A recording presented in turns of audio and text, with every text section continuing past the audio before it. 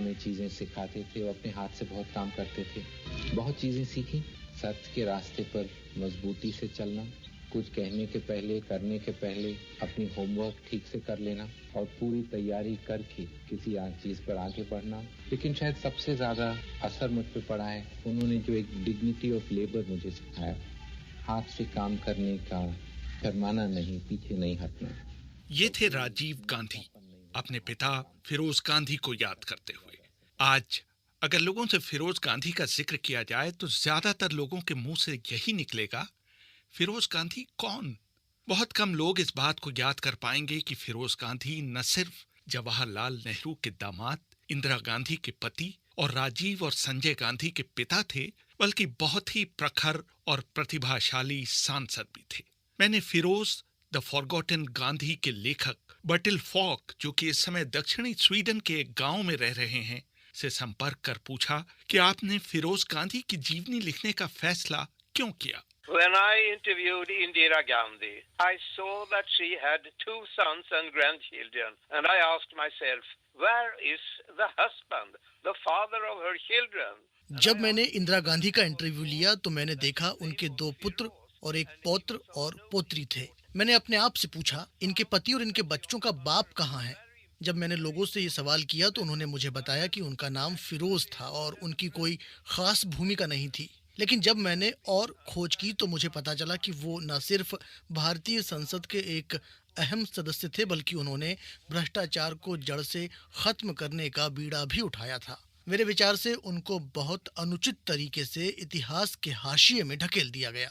इस जीवनी को लिखने का एक और कारण था कि कोई दूसरा ऐसा नहीं कर रहा था। बर्टिल फॉक के शब्द, दुनिया में ऐसा कौन सा शख्स होगा जिसका ससुर दुनिया के सबसे बड़े लोकतंत्र का पहला प्रधानमंत्री हो और बाद में उसकी पत्नी और उसका पुत्र भी उस देश का प्रधानमंत्री बना हो। नेहरू परिवार पर नजदीकी नजर रखने वाले वरिष्ठ पत्रकार रशीद किदवई कहते हैं, फिरोज गांधी इंदिरा गांधी के प्रधानमंत्री बनने से पहले जो उनका निधन हो गया 1960 में, और उसके बाद वो एक तरीके से गुमनामी में चले गए। लोकतंत्र में ऐसे बहुत कम ऐसे शख्स होंगे जो खुद एक मेंबर ऑफ पार्लियामेंट होने के अलावा जो थे, जिनके ससुर देश के प्रधानमंत्री बने, जिनकी पत्नी देश की प्रधानमंत्री बनी और बेटा भी जो था वो प्रधानमंत्री बना। और उसके अलावा तमाम उनके परिवार से जितने जुड़े हुए लोग हैं, जैसे मेनका गांधी केंद्रीय मंत्री हैं, वरुण गांधी लोकसभा के MP है, कांग्रेस उपाध्यक्ष हैं राहुल गांधी, सोनिया गांधी, तमाम उनके परिवार के जुड़े हुए लोग हैं। वो एक लोकतंत्र में उन्होंने बड़ी बड़ी पोजीशन और लोकप्रियता पाई, क्योंकि डिक्टेटरशिप में या बादशाहत में तो ऐसा होता है, लेकिन लोकतंत्र में जहां लोग चुनते हो, तो ये एक बहुत बड़ी फिरोज गांधी की उपलब्धि है। तो उस तरीके से वो नेहरू गांधी परिवार की या जो डायनेस्टी की बात की जाती है, उस डायनेस्टी में उनका बहुत बड़ा कंट्रीब्यूशन था, जिसका कोई जिक्र नहीं होता, जिसपे कोई चर्चा नहीं होती। फिरोज गांधी की आनंद भवन में एंट्री कमला नेहरू के जरिए हुई थी। एक बार कमला नेहरू इलाहाबाद के गवर्नमेंट कॉलेज में धरने पर बैठी हुई थी। बर्टिल फॉक फरमाते हैं, He liked her very much. He was sitting on a wall when she was shouting slogans against the British. And then it was a very hot day and she fell down and वो कमला को बहुत पसंद करते थे। एक बार जब कमला British सरकार के खिलाफ नारे लगा रही थी तो फिरोज कॉलेज की दीवार पर बैठकर नजारा देख रहे थे। वो बहुत गर्म दिन था। अचानक कमला नेहरू बेहोश हो गईं। फिरोज दीवार से नीचे कूदे और कमला के पास दौड़कर पहुंच गए। सब छात्र कमला को उठाकर एक पेड़ के नीचे ले गए। पानी मंगवाया गया और कमला के सिर पर गीला कपड़ा रखा गया। कोई दौड़कर एक पंखा ले आया और फिरोज उनके चेहरे पर पंखा करने लगे। जब कमला को होश आया तो वो सब कमला को लेकर आनंद भवन गए। इसके बाद कमला नेहरू जहां जाती, फिरोज गांधी उनके साथ जरूर जाते। इसकी वजह से फिरोज और कमला के बारे में अफवाहें फैलने लगी। उनके बारे में कुछ शरारती लोगों ने इलाहाबाद में पोस्टर भी लगा दिए। जेल में बंद जवाहरलाल नेहरू ने इस बारे में जानकारी लेने के लिए रफी अहमद किदवई को इलाहाबाद भेजा। इस बात को उन्होंने पूरी तरह से बेबुनियाद पाया। बर्टिल फॉक बताते हैं कि एक बार स्वतंत्र पार्टी के नेता मीनू मसानी ने उन्हें एक रोचक किस्सा सुनाया था। He was house guest at Anand Bhavan in the 1930s, and all of a sudden Nehru said, "Can you believe that someone could fall in love with my wife?" 30 के दशक में वो आनंद भवन में मेहमान थे। वो नाश्ता कर रहे थे कि अचानक नेहरू ने उनकी तरफ मुड़कर देखा। मीनू, क्या तुम कल्पना कर सकते हो कि कोई मेरी पत्नी के प्रेम में फंस सकता है? मीनू ने तपाक से कहा, मैं खुद उनके प्रेम में पड़ सकता हूँ। इस पर कमला तो मुस्कुराई, लेकिन नेहरू ने उनकी तरफ गुस्से से देखा। बहरहाल फिरोज का नेहरू परिवार के साथ उठना बैठना इतना बढ़ गया कि ये बात उनकी माँ रतिमाई गांधी को बुरी लगने लगी। जब महात्मा गांधी इलाहाबाद आए तो उन्होंने उनसे कहा कि वो फिरोज से कहें कि वो पढ़ाई में अपना मन लगाएं। That's the funeral of Motilal Nehru, that Mahatma Gandhi came to Allahabad, and Ratimai Gandhi went there and said that he should tell Firoz to take up his studies again. मैं समझता हूँ जब मोतीलाल नेहरू के अंतिम संस्कार में भाग लेने महात्मा गांधी इलाहाबाद आए तो रतिमाई उनके पास गई और गुजराती में बोली कि वो फिरोज को समझाएं कि वो खतरनाक कामों में हिस्सा लेकर अपना जीवन बर्बाद न करे। गांधी जी ने उनको जवाब दिया, बहन, अगर मेरे पास फिरोज जैसे 7 लड़के हो जाएं तो मैं 7 दिनों में भारत को स्वराज दिला सकता हूँ। 1942 में तमाम विरोध के बावजूद इंदिरा और फिरोज का विवाह हुआ, लेकिन साल भर के अंदर ही दोनों के बीच मतभेद होने शुरू हो गए।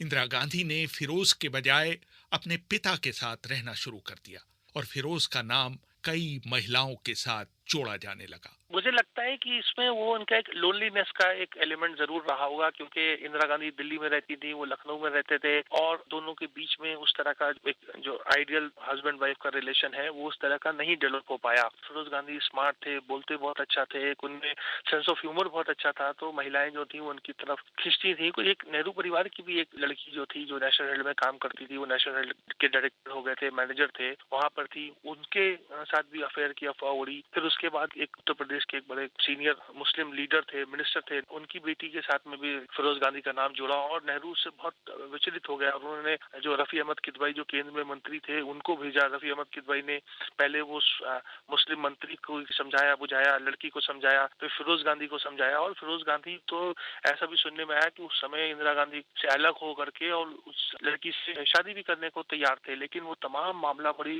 मुश्किल से सुलझाया गया। इंदिरा गांधी जब भी लखनऊ जाती थी उन्हें पता चलता था कि ये महिला ऐसे है, ये ऐसे हैं, और उसमें लेकिन फिरोज गांधी के मृत्यु का मामला का कहना ये है कि वो फिरोज गांधी बहुत ज्यादा सीरियस नहीं थे, उन्हें बस एक मनमौजी किस्म के आदमी थे, उन्हें अच्छा लगता था लोगों से बात करने में। एक मंत्री थी बाद में उनका क्योंकि नाम भी आया ताकेश्वरी सिन्हा, उनसे भी काफी ज्यादा फिरोज गांधी की नजदीकियां थी।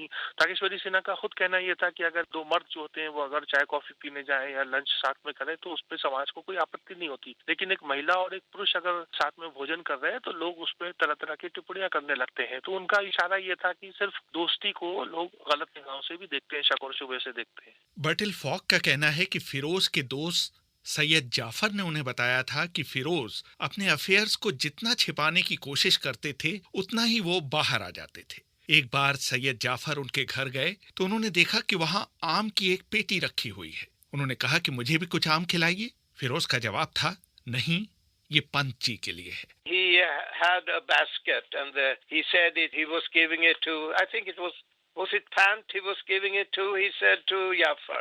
But then Jafar came to another place where a woman was and वहाँ आम की एक पेटी रखी हुई थी। जब जाफर ने कहा कि वो भी एक आम खाना चाहेंगे तो वो बोले कि ये पेटी पंत जी के लिए है। जब शाम को फिरोज अपनी महिला मित्र से मिलने गए तो वहाँ जाफर भी मौजूद थे। वहीं सामने वही आम की पेटी रखी हुई थी। जाफर ने छूटते ही कहा, फिरोज, ये पेटी तो गोविंद वल्लभ पंत के यहाँ जानी थी। फिरोज ने फुसफुसाकर कहा, चुप भी रहो। इस बीच इंदिरा गांधी कांग्रेस की अध्यक्षा बन गई और उनकी पहल पर केरल में नंबूदरीपाद की सरकार बर्खास्त कर वहां पर राष्ट्रपति शासन लगा दिया गया। इस मुद्दे पर इंदिरा और फिरोज के बीच गहरे राजनीतिक मतभेद भी पैदा हो गए। एक बार मुझसे बात करते हुए इंदर मल्होत्रा ने बताया था, 1959 में जब इंदिरा ने कम्युनिस्ट सरकार को गिराया अनकॉन्स्टिट्यूशनल तरीके से केरला में, तो उस पे मियाँ बीवी में बड़ी सख्त झगड़ा हुआ। तो उस रोज वो शाम को मिले मुझको और कहने लगा कि भाई देखो, कुछ लोग आपको कुछ उल्टा सीधा बताएंगे इस बारे में, मैं आपको आज से बता दूं कि सख्त झगड़ा हुआ मेरा और आज से मैं कभी प्राइम मिनिस्टर के घर में नहीं जाऊंगा। And he kept his word. बस वो जब उनकी मौत हो गई तो उस वक्त उनको ले जाया गया तीन मूर्ति हाउस में, उसके बाद वो कभी नहीं गए। इस बीच फिरोज गांधी संसद में अपने भाषणों से सबका ध्यान आकृष्ट कर रहे थे। मुंदड़ा कांड पर उन्होंने अपने ही ससुर की सरकार पर इतना जबरदस्त हमला बोला कि नेहरू के बहुत करीबी तत्कालीन वित्त मंत्री टी.टी. कृष्णमाचारी को अपने पद से इस्तीफा देना पड़ा। ये कहा जाने लगा कि कांग्रेस में रहते हुए भी फिरोज विपक्ष के अनऑफिशियल नेता हैं। फिरोज के नजदीक रहे और इस समय रायबरेली में रह रहे ओंकारनाथ भार्गव याद करते हैं। मुझे अच्छी तरह याद है कि निधन के बाद मैं गया था पार्लियामेंट में, एक हमारे कॉन्स्टिट्यूएंट असेंबली के मेंबर से मन्नू लाल जी ले गए थे। पार्लियामेंट में सेंट्रल हॉल में लॉबी थी, एक फिरोज गांधी कॉर्नर कहलाता था, वहाँ फिरोज गांधी बैठते थे और एमपी बैठते थे, चीज़ों की स्टडी होती है। आज की तरह से नहीं कि जो हुआ शोर मचाना शुरू किया। फिरोज गांधी ने लेवल ऑफ डिबेटिंग और लेवल ऑफ पार्लियामेंट्री एक्शन को बहुत ऊंचा किया है। यही चीज़ है जो बर्टिल पार्क ने कहा कि फॉरगॉटन गांधी, उसका पत्र आया अभी मेरे पास ईमेल है, मैंने कहा no he will not be forgotten, because जैसे जैसे देश की स्थिति बदलेगी, जैसे पार्लियामेंट्री डेमोक्रेसी की स्ट्रेंथ आएगी, आप आएंगे कि Feroze Gandhi will remembered as the founder of correct practices in the Parliament. Feroze को हर चीज की गहराई में जाना पसंद था। 1952 में वो बहुत बड़े अंतर से जीतकर लोकसभा पहुंचे थे। 1957 के चुनाव के दौरान उन्हें पता चला कि उनके पुराने प्रतिद्वंदी नंद किशोर नाई के पास चुनाव में जमानत के लिए भी पैसे नहीं हैं। उन्होंने नंद किशोर को बुलाकर अपनी जेब से जमानत के लिए पैसे दिए। उनकी पर्सनालिटी बहुत ऊंची थी। उनका संबंध एक भारत का अति प्रतिष्ठित प्राइम मिनिस्टर और इंदिरा जी के संग था। वो हमारे सांसद थे के संग सप्लीमेंट ये था कि नेहरू जी के दामाद थे, इंदिरा जी के पति थे। ये बड़ी भारी लोगों को सेटिस्फेक्शन भी था, अच्छाई भी थी। वो बराबर घूमते थे, कहीं लाई चना खाते थे, कहीं चाट खा लेते थे, कहीं चाट पर जाके बैठ जाते थे। इससे ज़्यादा सिंपल कौन होगा। कहा जाता है कि राजीव गांधी और संजय गांधी में वैज्ञानिक सोच पैदा करने का श्रेय फिरोज गांधी को दिया जाता है। फिरोज गांधी एक बहुत अलग किस्म के बाप थे। वो कभी भी बच्चों को खिलौने देने पर उनका यकीन नहीं था, और वो अगर कोई खिलौना देता था तो उसको खिलौने को अलग करके वो कहते थे कि इसको फिर से फिक्स करके देखो करते हैं क्या करते हैं। उसमें बहुत सारे प्रयोग करते थे। कारपेंट्री का जो बढ़ई का काम होता है वो बहुत शौक था, गार्डनिंग का बहुत शौक था, और संजय और राजीव दोनों का जो एक टेक्निकल बेंट ऑफ माइंड वो फिरोज गांधी की देन है। फिरोज गांधी ने बच्चों को इस तरह से जो एक कहते हैं बड़े घर के और उनको हर चीज मिल जाए वो न दे करके उन्होंने उनको हर चीज के इसको समझो कि ये इसके पीछे क्या टेक्नोलॉजी है, ये चीज कैसे बनी है। वो उस तरह का उन्होंने टेम्परामेंट डेवलप किया जो संजय गांधी में ज्यादा आया। जो उन्होंने पूरी मारुति कार का भी एक उन्होंने प्रयोग किया, उसके बारे में तरह तरह की बातें हैं। लेकिन एक माइंडसेट की जो बात थी वो राजीव और संजय दोनों का उन्होंने टेक्नोलॉजी की तरफ प्रोत्साहन किया। फिरोज का बागबानी के अलावा बढ़ई का काम करने का भी शौक था। उन्होंने ही इंदिरा गांधी को थिएटर और पश्चिमी संगीत का चस्का लगाया था। He talked Indira listening to Beethoven, I think. And he also took Indira and Shanta Gandhi in London to operas and operettas and concerts. उन्होंने इंदिरा गांधी को बीथोवन सुनना सिखाया।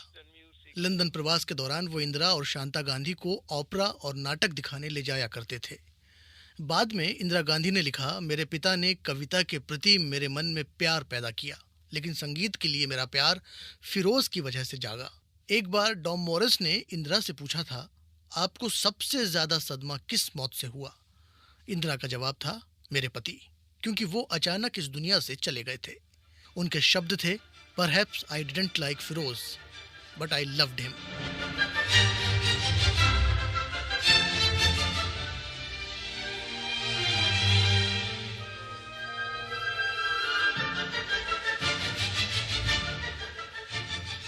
रेहान फजल, BBC, दिल्ली।